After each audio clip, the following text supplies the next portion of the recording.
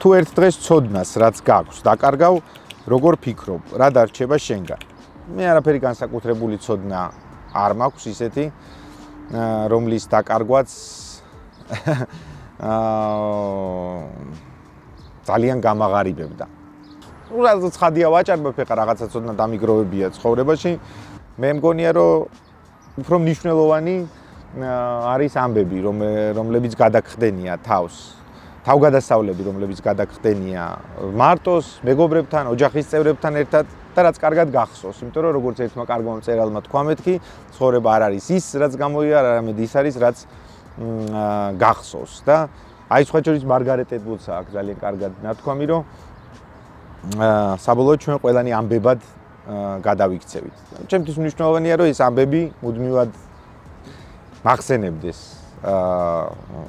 თავს. ხო და რა ვიცი ახლა ცოდნა რაღაც ორი კინკილა ცოდნა რაც გამაჩნია თუ დავკარგავ რა დარჩება ჩემგან.